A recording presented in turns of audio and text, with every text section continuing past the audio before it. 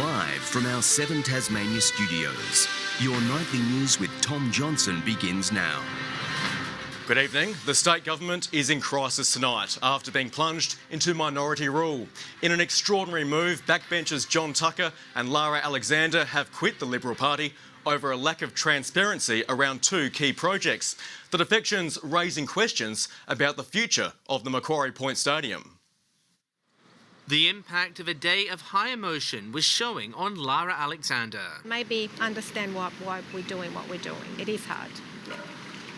Those comments coming after this backbench duo lit a bomb under colleagues. We're here today because we're going to become independents and we are leaving the Liberal Party.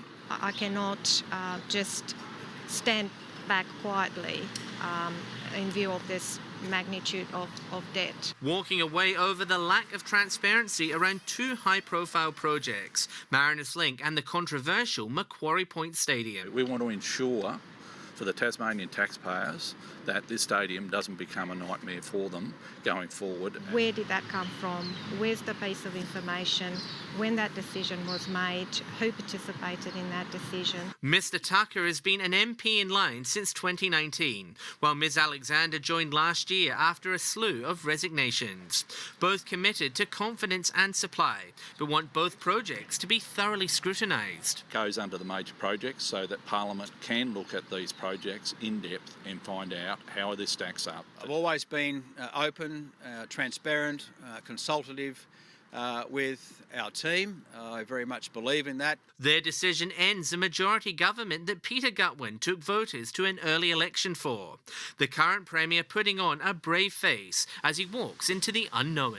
Today, I'm extremely disappointed, but I'm getting on with the job. Ruling out an early election, he also returned serve. I've been let down by colleagues that were elected, Liberals, in 2021. Securing his number 2's full support. I'm really upset about it. I'm more than disappointed. The Premier will continue to enjoy in me a very loyal and supportive deputy. The ramifications felt across the political landscape.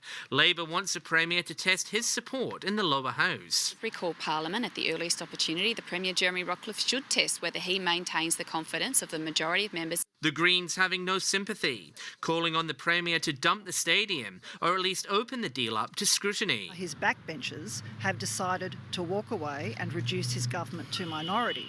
This is on Jeremy Rockcliffe. Businesses, meanwhile, are warning all MPs to avoid blowing up Tasmania's AFL dreams. Think very carefully what they're going to do over the next days and weeks ahead, and don't be responsible for killing the AFL dream.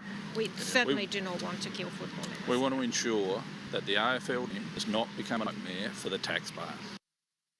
John Hunt joins us now from Parliament House. Now, John, what does this mean for the government when Parliament returns? Tom, the Premier will need to dust off his negotiating skills to get his agenda through the House. When Parliament resumed on Tuesday, the Liberals enjoyed a slender majority of 1, helping them fend off opposition tactics. With today's shock developments, the party will return with just 11 votes out of 25, requiring 2 crossbenchers to back them.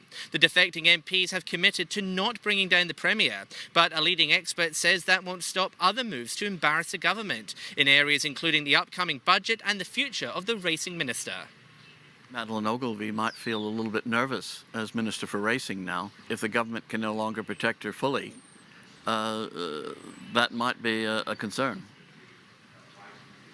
In an interesting side note, Tom, John Tucker did criticise the minister during his media conference, saying he had concerns about her performance. Members will return on May 23, and there'll be plenty of manoeuvring in the meantime behind the scenes. You can say that again. Thank you very much, John. John Hunt joining us there.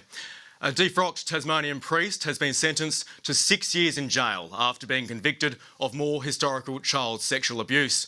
Louis Daniels will remain on the sex offenders register for life, in a decision advocates have described as a win for victims. A serial offender of horrific crimes, Louis Daniels' victims weren't being